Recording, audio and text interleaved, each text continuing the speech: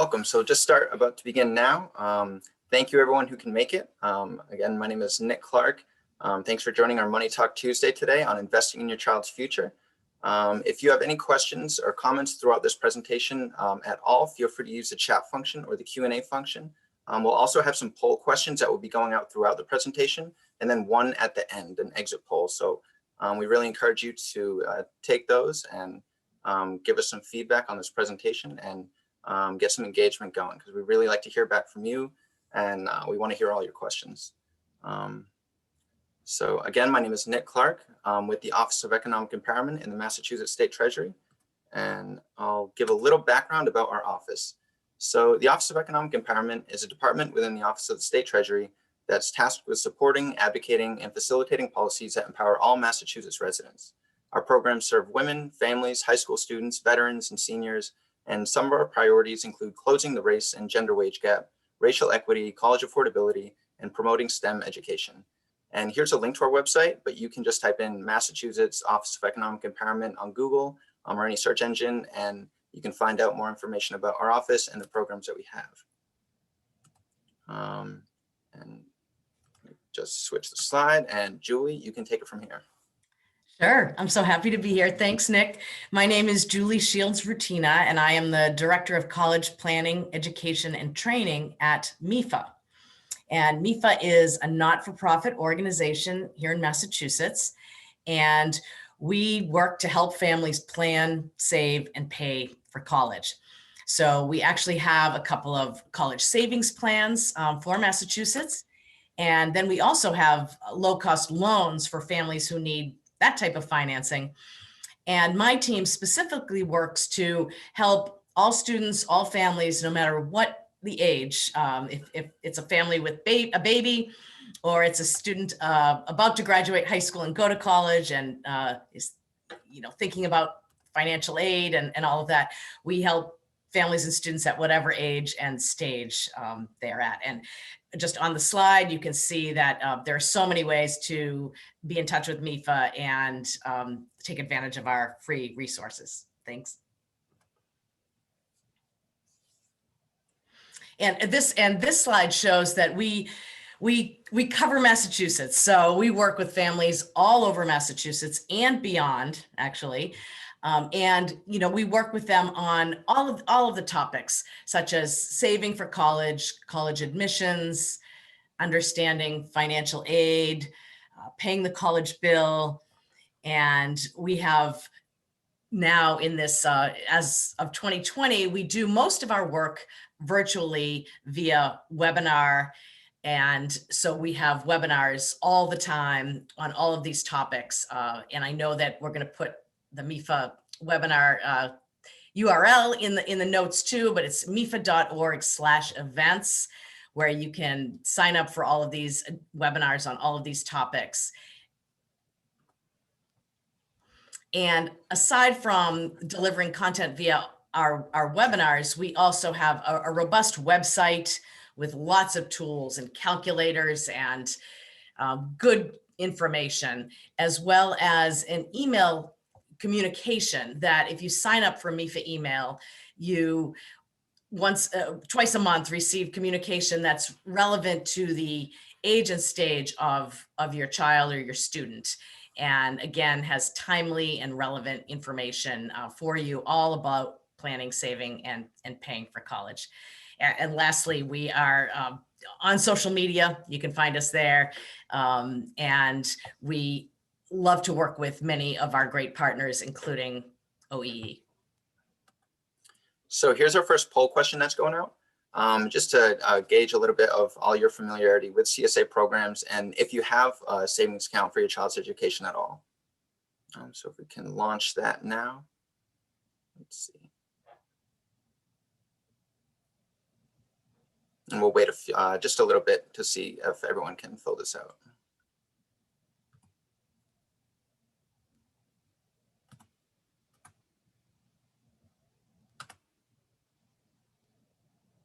And we do have a question in the meantime, and this is something that we'll get into, but someone asked, are 529 contributions tax deductible? Julie, you're the House 529 expert. Sure. I wondered if we should answer it now. Yes. So, yes, we're going to explain how 529 plans work. But what I would say is that the money that you put into your 529 is after tax dollars. However, there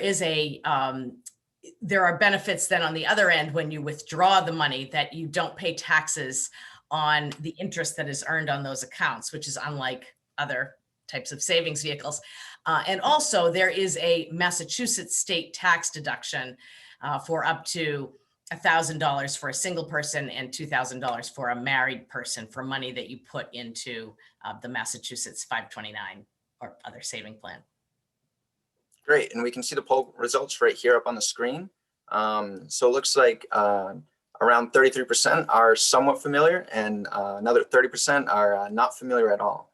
So we look forward to teaching about CSAs and BabySteps in particular. And how many have a CSA account? It looks like a few do have an account with BabySteps, and some CSAs other than BabySteps, and a few who do not. So thank you for participating in that poll question, and we'll get on to the next slide and dive into this. So what is a CSA? A children's savings account is a type of savings account tailored for long-term investments towards higher education or other professional or vocational training.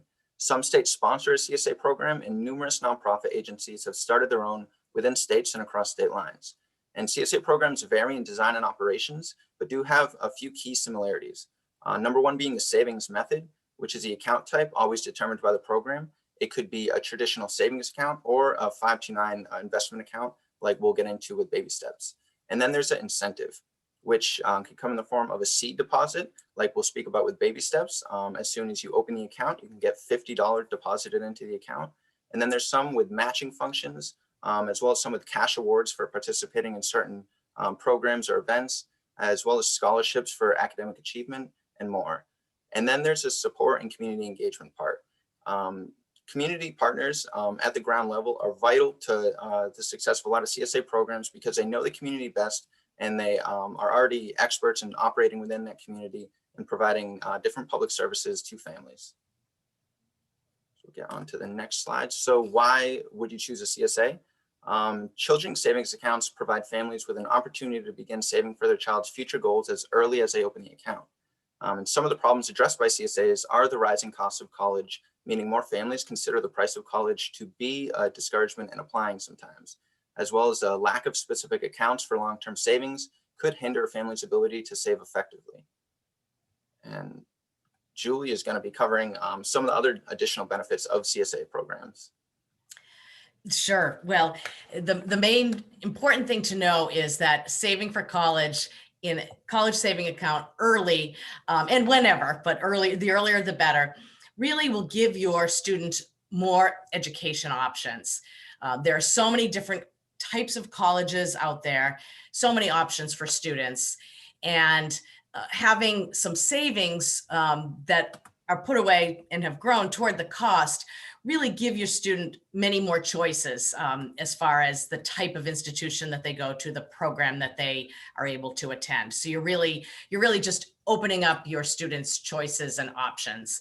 And then there are other costs with college as far as taking advantage of special programs, unpaid internships, study abroad, all of that.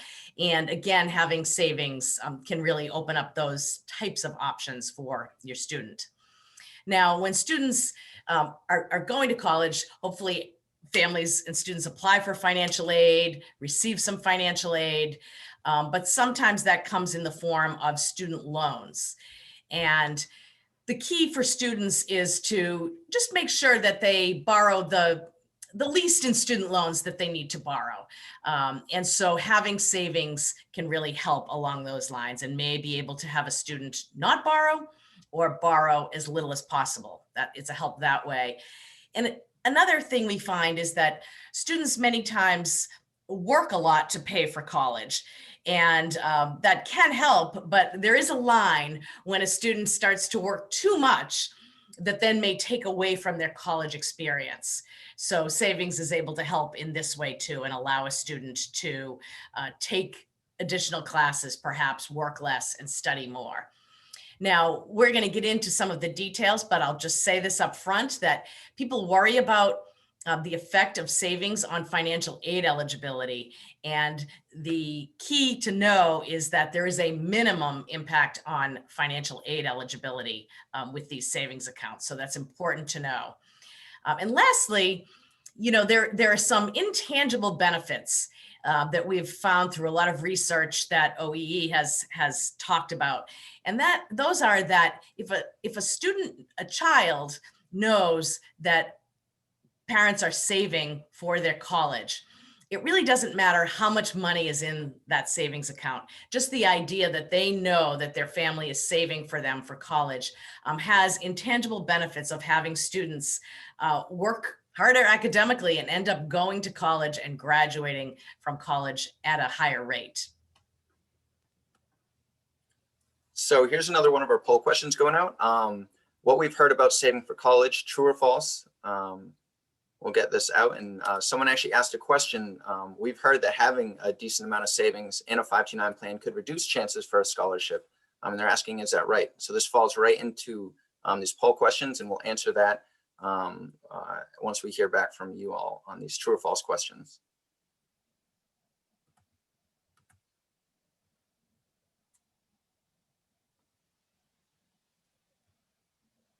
And another question came in very similar to that one. Are CSA savings not reported in the FAFSA?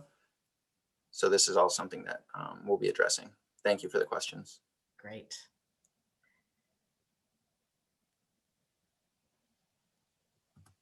So we'll wait another couple seconds for you all to answer the poll questions, and then we'll move on.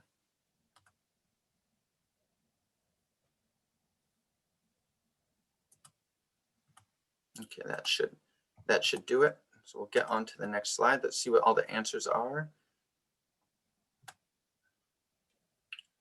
So yes, it looks like you've all answered correctly for the most part. It is false. And Julie will go on to explain more of this. And as you can see with this slide, the truths have popped up about these myths. Yes. So yes, this is our number one question we get, and kind of the number one myth out there, that saving for college will make it so you don't receive financial aid. So here's the truth. In the financial aid formula and process, your income is the biggest determinant of how much financial aid you will receive. And your assets are counted in a very small way. So the first thing to know is that small amounts of savings aren't even counted. They're protected within the financial aid formula. As people start to save more and more and save more significant amounts of savings, it's considered an asset. It is reported on the FAFSA, but it's counted in a small way at about 5%. So for example, if you were to have $10,000 in savings, you were able to do that over time, then the effect that would have on what's expected of you to pay toward college is about $500. So that's a big difference. You could save $10,000 and it really only changes the amount of financial aid you would receive by potentially up to $500. So the savings is far more useful than hurtful. So that's really an important key to know, and that your savings, you'll be happy for every dollar you save. And I honestly have been doing this work for over 30 years, and I have never had a family say to me, I wish I saved less. Never. So that's the first myth. And then the second one, sometimes people look at the cost of college and it looks so expensive, and that can be overwhelming and make people say, well, I can't save all that. Maybe I shouldn't save at all because it's just too overwhelming. I can't even make a dent in what those costs will be. But it's important to know that families pay for college in a number of ways. You'll apply for financial aid. You'll be able to pay out of pocket as you go along a little bit. There are loan options, but having some savings is key toward being able to pay those college bills, to have additional money if the college financial aid doesn't cover everything, which happens. And it can also, as we said, help a student work less, borrow less. So most people don't save the entire cost, but having any amount of savings, however small or large, is going to be a help. Mhm. And we also just had another question come in about what if your child gets a scholarship or some other kind of assistance? And another one, what happens to unused money after college? And this is something we'll get into.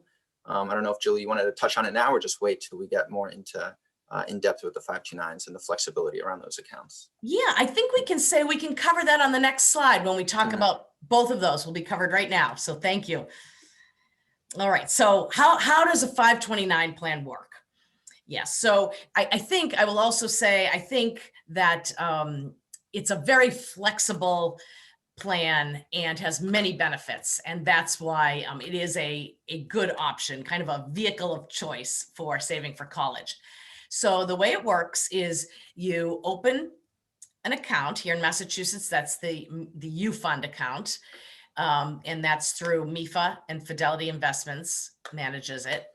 And you open the account and then you save either on a monthly basis. You can set up something where you would contribute money on a regular basis or just once in a while, whenever you can. And you're saving, and then as the account is growing and earning interest, hopefully, then you are not paying any taxes on that interest. And when you go to take the money out, as long as you use it for what we call qualified education expenses, then you never pay any taxes on the interest that has been earned on this account. So that's really special. And there are a wide range of things you can use it for: tuition, fees, room and board, books, supplies, and equipment. And even now, there are ways you can use some of it to pay for K through 12 expenses. There are ways you can use some to pay off educational loans. So it's becoming even more and more flexible over time. And then you can use these accounts at a wide range of accredited colleges or universities all across the United States, and even some international institutions are eligible. So again, real flexibility there. A student can only have this account maximum of 400,000. You know, that's the maximum a student can have in their name as a beneficiary. I don't know how often that's bumped up against, but, and I will also say that there's no annual account maintenance fee or minimum investment. There's nothing like that associated with this account. I mentioned the federal taxes that are not, that there are no federal taxes on the earnings on these accounts, which is special. And then additionally, here in Massachusetts, there's a state tax deduction for money that a family puts into a 529 plan. So that's, again, up to $1,000 for a single person and $2,000 for a married couple. And lastly, when opening this account, you have some choices in how you want to invest the money. And Fidelity Investments can help you with that. You can always be in touch and they can help you with some of those decisions, but suffice it to say that you have some choices. And one of the common ways, choices that people make is to put the money in an age-based account, which means that the account starts out with a little, a portfolio that has a little more risk, a little more chance of earning more money at the beginning, could also lose money. But then as the student gets closer and closer to college, it moves into safer, less risky investments. So the hope would be when a student is nearing college age that the investment wouldn't be able to go up and down as much. It would be a little more stable. So that's lots of choices. But again,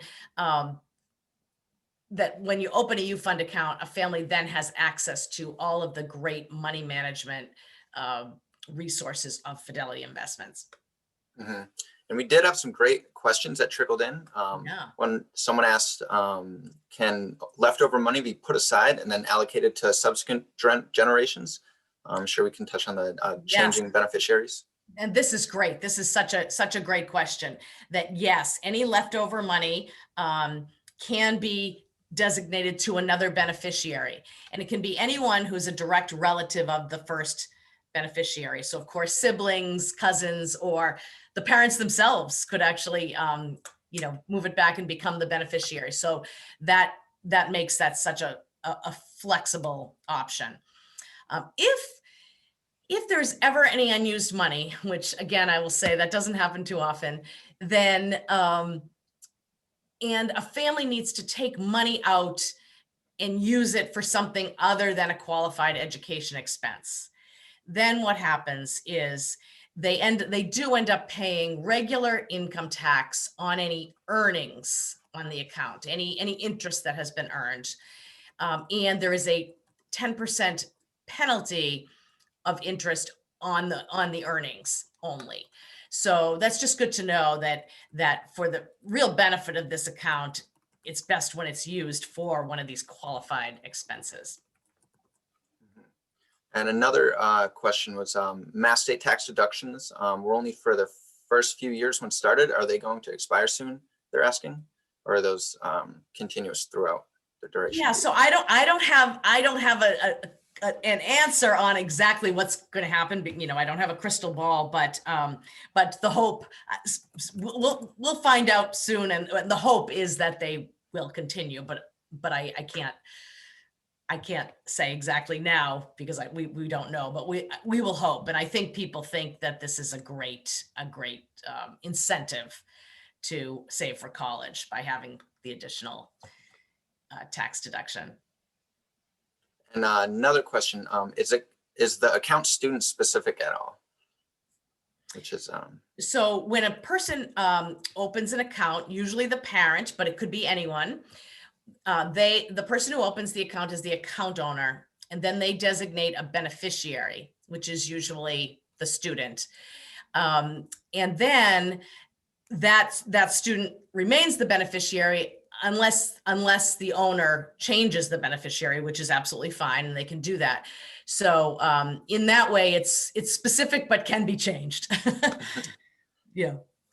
great. And another question, I have a 529 directly through Fidelity. Can I open a BabySteps savings plan as well?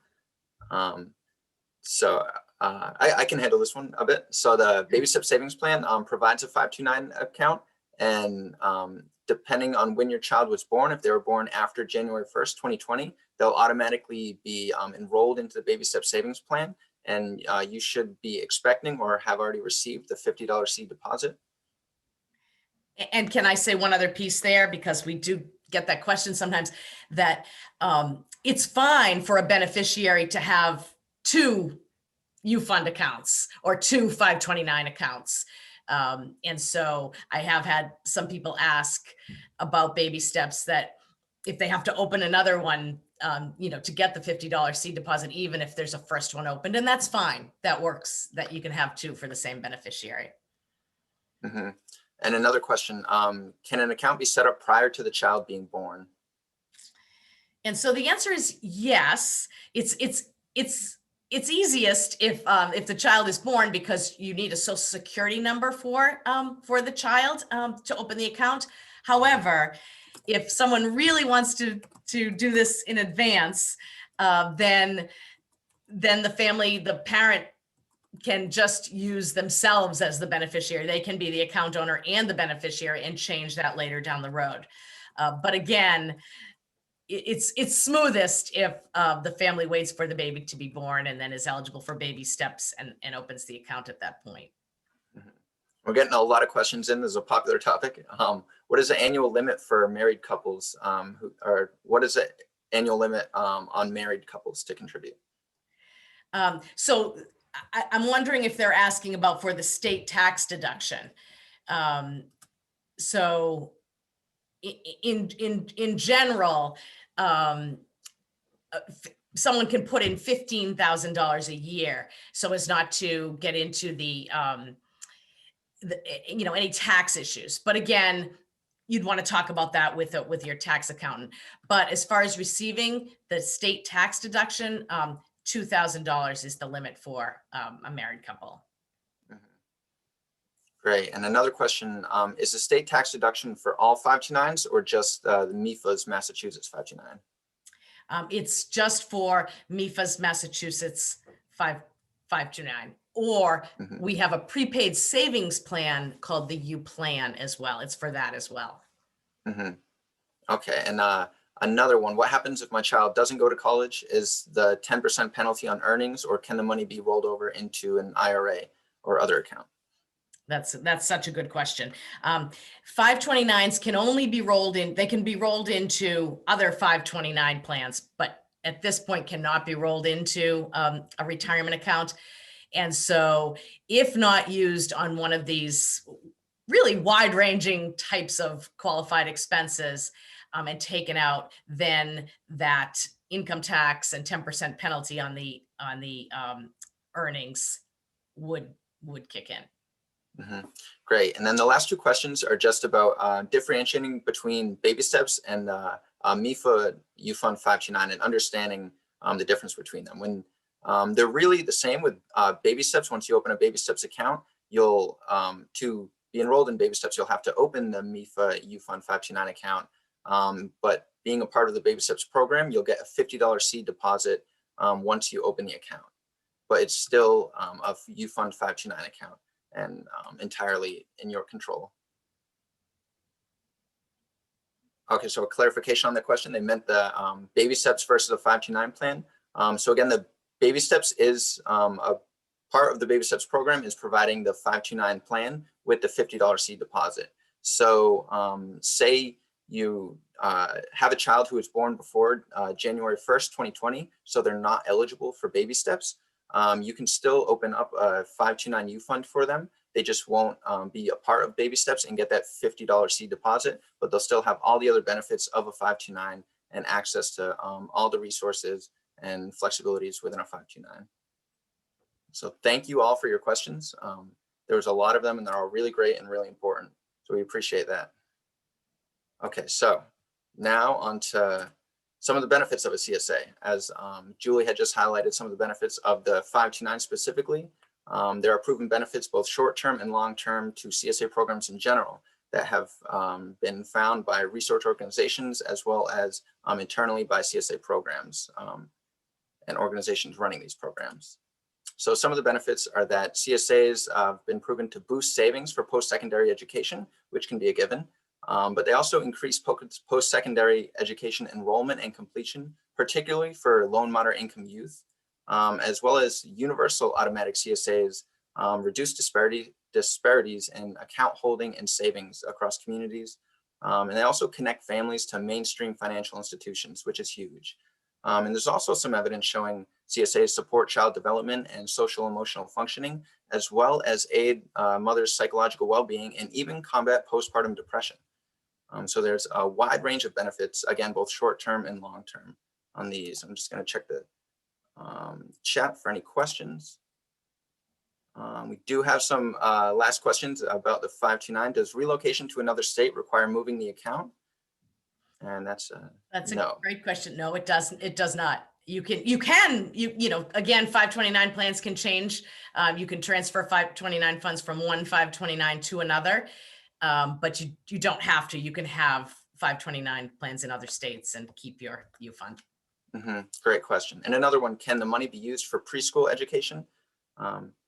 And if I'm not mistaken, Julie, with the Massachusetts 529, currently it's just K through 12 as well as college expenses and even student loans, but not preschool for the Massachusetts 529.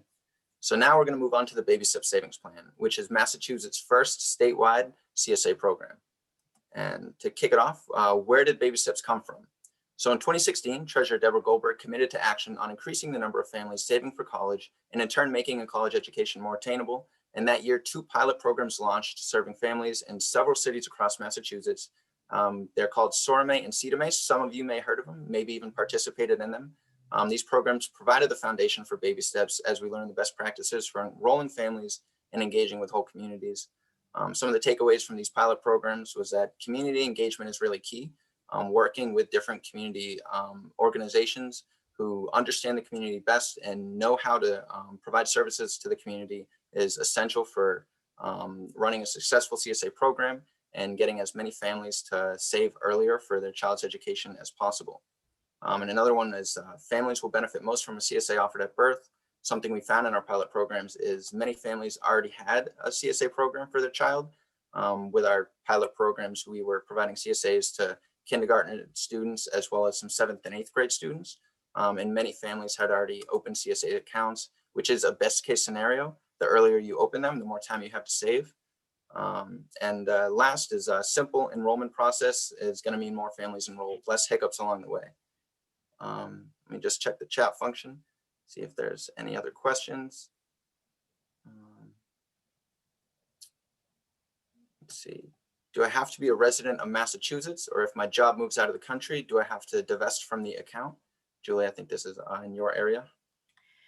So, you can mention the BabySteps piece. It has to be babies born in Massachusetts, but no, once the account is opened, it's your account. Yeah, so great catch on that. Yeah, so for BabySteps to be eligible for BabySteps, which we'll get into the eligibility in a second, you do have to be a resident. The child has to be a resident of Massachusetts, and we'll get into that now. So but you're right, Nick. You don't have to be a resident of Massachusetts to open a U Fund account. So that's important too. Yeah, thanks. Yeah, not a problem. Thank you, and thank you for the question. So the Massachusetts BabySteps is Massachusetts' first statewide CSA program. It launched January 1st, 2020 as a universal opt-in program. BabySteps provides families with the 529 U Fund account that we just went over and a free $50 seed deposit as soon as you open it, as long as you're eligible. And we also provide a financial education center for free on our website as a digital resource for financial education. And you can find that on babystepsavingsplan.org under the tab Saving for College Resources. And that's one among many of other resources that we offer on our site. So the eligibility, any child who is a Massachusetts resident and was born or adopted on or after January 1st, 2020 is eligible to receive the $50 seed deposit from the state treasurer's office into their U Fund, as long as that child is a beneficiary. And that $50 seed deposit can only be received within 1 year of the child's birth or adoption, as an incentive to get saving early and have that account opened as soon as possible. See some activity in the chat. Okay, let's see the Q&A function. Does relocation to another state require moving the account? No, you don't need to move the account, but as Juliet answered, many other states, every other state has a 529, so you can always roll the funds into a different 529 if that works best for your financial situation. And another question, I'm a grandparent with a 529. Can our daughter take the money out, or do we have to do that? And can we change the owner from us to our daughter, the child's parent? So yeah, the account owner, whoever's the account owner is the owner and has full control over the account. And right now, that's how that stays. So the owner has lots of options and choices in how to manage it, but the owner stays the owner. Great question. So how does a BabySteps savings plan work? A little more detail into this. Families who want to start savings account through BabySteps savings plan will be asked to indicate their interest on the Department of Public Health parent worksheet at the time of birth. It's the worksheet that you'll get to get the your child's social security number and birth certificate. And right on the top of page 2 is actually a question where you can check a box and opt in to receive more information about BabySteps. And then you'll get an email from MEFA where you can follow the next steps to sign up for the account. But you actually don't need to do that. You can go right ahead and actually open a U Fund 529 account. And as long as your child was born after January 1st, 2020 and is a Massachusetts resident, you'll be enrolled into the BabySteps savings plan, and all you have to do is open the account. And after you open the account, you can begin making contributions immediately, and will receive information about growing the child's account and access to plenty of different financial education resources that both MEFA and our office provides. So here's where you can go to enroll in BabySteps. You can go right to the Fidelity website, fidelity.com/ufund, or you can go onto our website, again, babystepsavingsplan.org, and hit enroll today, and that will take you right to Fidelity's website, while also outlining the process of it and some of the requirements. And here's a quick checklist of what you'll need when signing up for the account. For the parent, the account holder, you'll need your personal information, your name, social security number, tax ID or tax ID number, your address and employment information, And for the child, all you need is their name and their social security number and their address. And for BabySteps, because the child would have to be a Massachusetts resident, they'll need to be born in Massachusetts, they'll always have a social security number. And with the flexibility with 529s, there's a lot of different paths you can take to sign up for the child and have an account holder that will be able to sign up for the account. I don't know if Julie, you want to talk about that with some of the flexibility with who can actually open the account for the child. And yes, so as we mentioned, most of the time it's the parent opening the account for the child, but it doesn't need to be. It can be a guardian, an aunt, an uncle, a grandparent. So as long, and then that person remains the account owner, and they designate the child as the beneficiary. Great. And another question came in. My grandchild is a resident in Texas. I'm a resident in Massachusetts. If I move out of Mass, would I be able to contribute, but would not receive the Mass state income tax benefits? Correct. Correct. Because to receive the Mass state income benefits, you would have to be a Massachusetts resident. So yes, great question. Yeah, great question. Thank you. Great. And just to highlight our first year with BabySteps Savings Plan, so far we've had over 30,000 families check the box to learn more about BabySteps, and that could be over $1.5 million in seed deposits in the hands of Massachusetts families if everyone's opens an account. So that's a lot of money in the hands of Massachusetts families to start saving early for college. And we've also conducted 12 enrollment trainings throughout 2020, serving over 100 staff members from 50 different organizations across Massachusetts. And these organizations range from family resource centers, housing authorities, and more, who are getting trained to help you enroll in BabySteps. Many of these organizations are familiar enrolling families in other public benefits programs, and now they can help enroll you in BabySteps or point you in the right direction.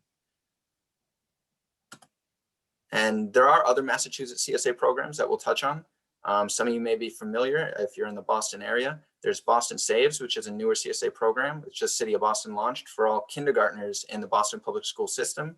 It's a universal opt-out style, and families can link any account type to the Boston Savings Bank where the money is held. And they have multiple incentives as well, similar to BabySteps. All children enrolled in their Boston Saves program get $50 seed deposit once it starts. And there's also some additional incentives. For instance, $25 for linking a financial account, and $5 to $25 for different savings milestones and reading requirements. And because Boston Saves allows you to have any account type, if you're in the Boston area and you think your child may be going to the Boston public school system, you can sign up for BabySteps once a child is born, get that $50 seed deposit, and then compound that with the Boston Saves program and get additional incentives and take advantage of as many CSA programs and financial assistance that you can. And there's also Inversant, which is a nonprofit offering CSA programs to low and moderate income and the greater Boston area. They have a Cash for College fund and college access programs providing numerous scholarships that are very generous. And they also have learning circle workshops for parents, which teach different financial education skills and talk about all the costs associated with going to college and how to best pay for that. And there are a lot more on the way.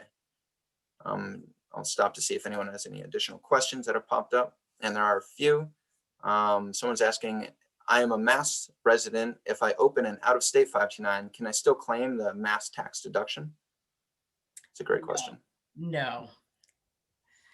Yeah, so the answer is no on that. The next question, for a regular 529, are there any limitations on changing the ownership of the account?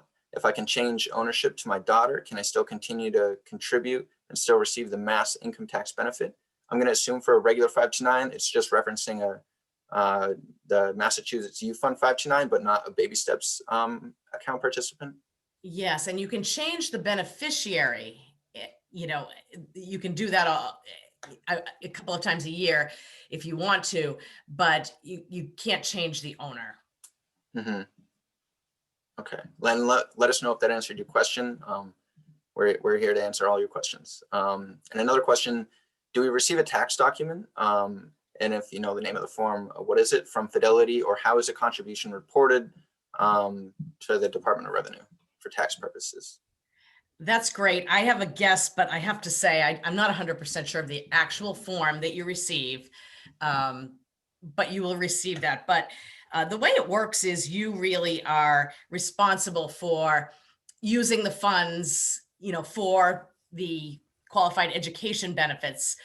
When you take money out of the account, Fidelity is not going to ask you what you're going to use it on. It's really on the account owner to make sure that you're using it for qualified education expenses, that wide range of expenses, and to work with a tax accountant if you're not, to know that you may have those tax consequences if you use it for something else. So keep your receipts for qualified educational expenses if possible. So any other questions on here? Let's see. I already opened a Fidelity Youth Fund account. Do I still need to sign up for BabySteps Savings Plan?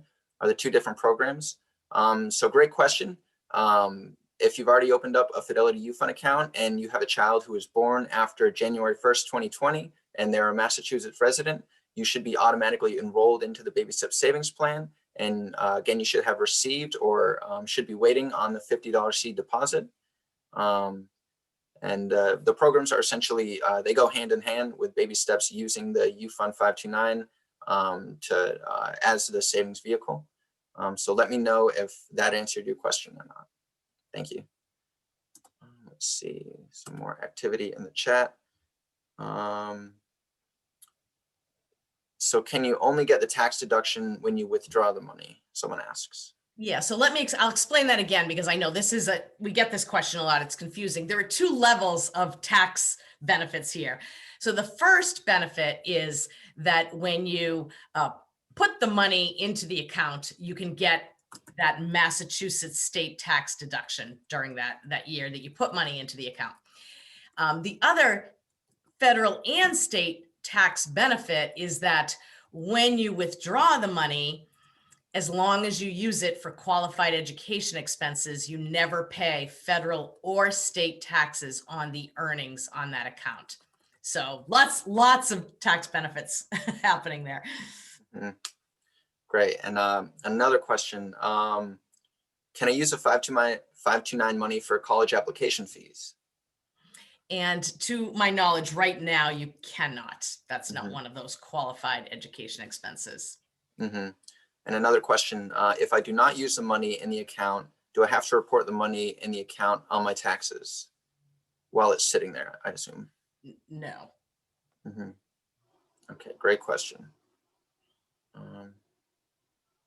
And what is equipment money? Someone asks. No, that's a great question. I know we say books and supplies and required equipment. Well, when a student is enrolling at a college will usually say, here are all your costs, including tuition, fees, room and board. We know you're going to pay some money for books. And let's say the student is a chemistry major. They might have a lab and they might have to buy specific equipment for personal use in the lab, just making that up as an example. So sometimes there is required equipment to complete courses that a student would have to buy. And if that's part of the college's, requirements and costs, then all of that can be paid for and is part of a qualified educational expense. Mm-hmm. Great. And one more question to clarify the previous answer. I cannot change the ownership of the account. Is that correct? Correct. Mm-hmm. And another question, we can choose funds in the 529 plan. Do all those funds have zero fees as well? There are always, with mutual funds and mutual fund portfolios, there are fees associated with the specific funds. And so if you go to the U Fund webpage for Fidelity, you can see all of the fees that are associated with the specific funds in the portfolio. So that's just sort of normal as far as mutual funds and portfolios go, but there is just no account maintenance fee or a fee to open the account or any overarching fee or penalty. Mm-hmm. And as Julie, I've heard you say, and also Jonathan at MEFA, those fees are automatically taken out. So it's not like you're going to be receiving a bill or any kind of alert that you need to pay this fee. Right. And another question, what are some K through 12 expenses a 529 can be used for? With K through 12, it's mostly the actual cost, the tuition fees, for any kind of a private K through 12 education. Okay, great. Thank you all for the questions. We've had so many and they're all really, really informative. So let's see. The money can be used for all kids, even though the account was set up for only one kid, someone asks. Well, what would have to happen, that's why if you have more than one child, it's nice to have an account for each child so that you can use each one for that specific child. But if you happen to have one account and you have two children, you can then change the beneficiary, and then the beneficiary would be the other child. You can use it for that child. But then if you wanted to go back and use it for the first child, you'd have to change the beneficiary back. So it can be done that you can change the beneficiary, but it is so much easier if you have an account set up for each child. Yeah, and on that, if you have multiple children who are all eligible for BabySteps, you're able to receive that $50 seed deposit for each child when opening a 529 account for each one of them. So all great questions. Let's see, a few more trickled in. Can we use the U Fund for private high schools? Yes, now with that K through 12 stipulation, a family can use a U Fund account, a 529 account, for up to $10,000 per year for a private high school. And another great question. If I were to pass away, can I direct the ownership of a 529 to my daughter, who is the parent of the granddaughter, who's the beneficiary? Yes, so when you open an account, you have the option to select a subsequent owner should something happen to you as the owner. And you can do that right when you open the account, or you can do that at any time and change who that person is. So yes, you could designate that other person to be your subsequent owner. Great questions. And I think, yes, our next slide was just questions. So keep the questions trickling in, please.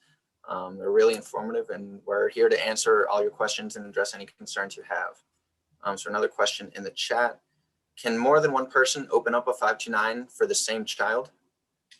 Yes, absolutely. A beneficiary can have more than one 529, with them designated as beneficiary. The key is that, which I always seem to laugh at, that $400,000 maximum. A beneficiary cannot have more than $400,000.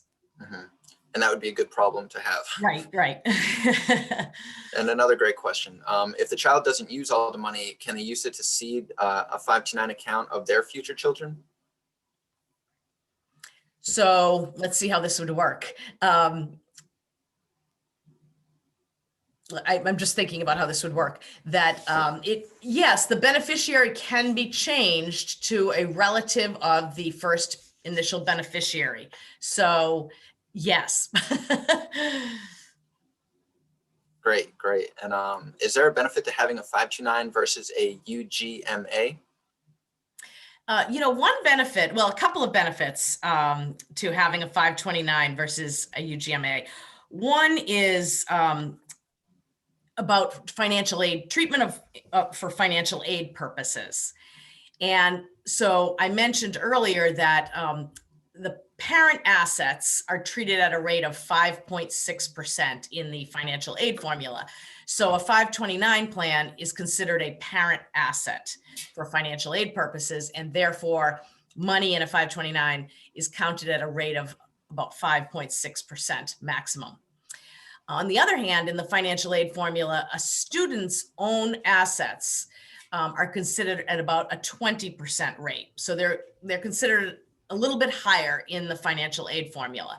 And a UGMA or a UTMA would be in that student's name, and so be considered at that 20% rate. So that's one difference. And the other one that I've heard from a lot of parents is that with a 529 plan, and let's say the parent being the account owner, the parent has full control over that account. Whereas with a UGMA or a UTMA account, once a student reaches an age of maturity, they have control over that account, and so could take the money and use it for other things. So sometimes parents like that they have control over that money. But I suppose sometimes people would rather the student have control. So that's another thing to think about. Great. Another great question. We have a few actually questions about the $400,000 maximum, but I'm going to get one question in before that that relates to a previous question about successors to the account. If the owner of the account and the person designated as a successor both die, what happens to the account? Should this be factored into an estate plan? Does it need to be written into a will? Are there considerations? It seems like a legal question.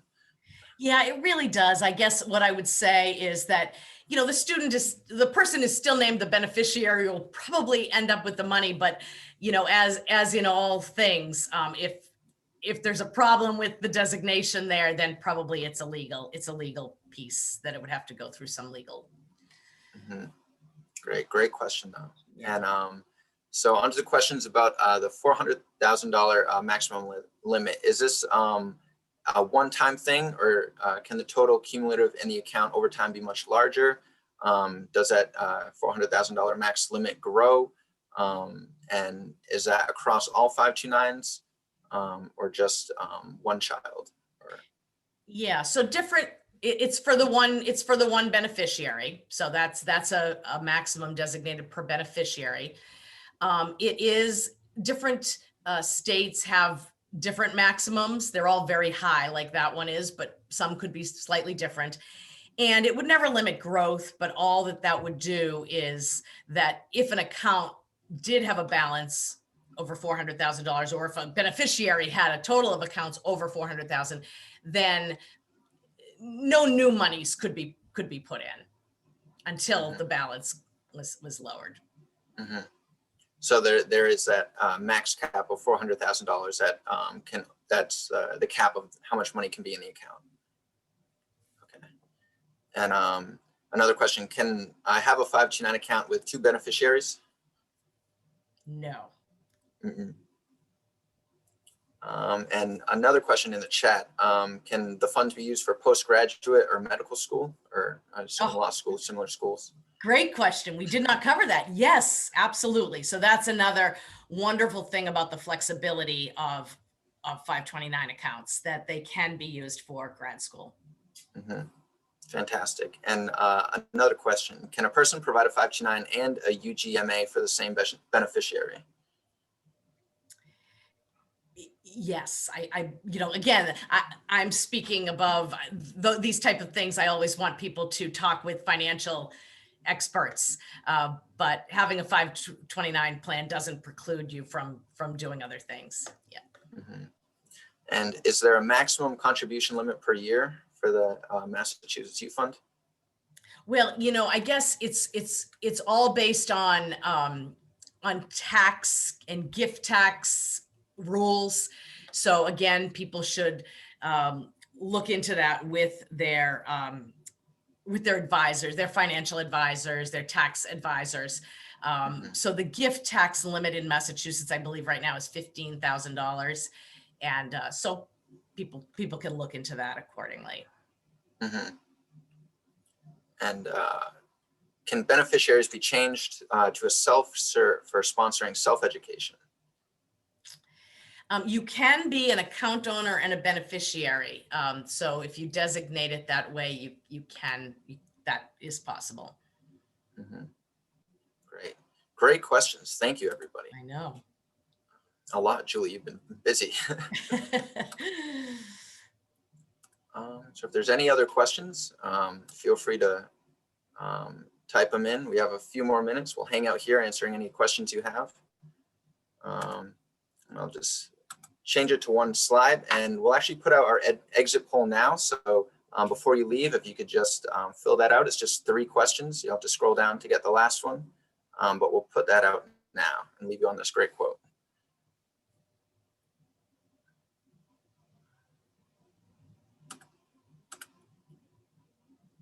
And I'll keep my eyes on the Q&A function in chat for any last questions. And thank you all so much for attending, taking the time out of your day to come learn more about this.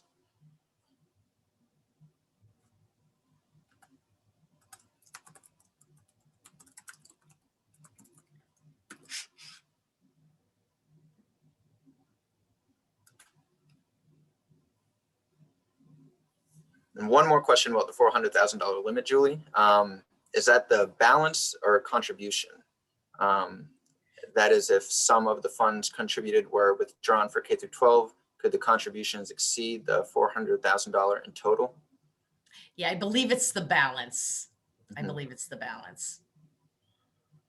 Okay, great questions. And can a 529 account be inherited?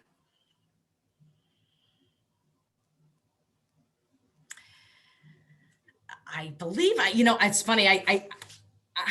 I don't know the answer to that specifically. Again, it gets complicated. I think it's over my my knowledge base, but it's an account. So yes, I mean it's an account, and so like other types of accounts that would be inherited and passed down and all of that. I believe that to be the case. I just don't know the details of the legal details of all of that.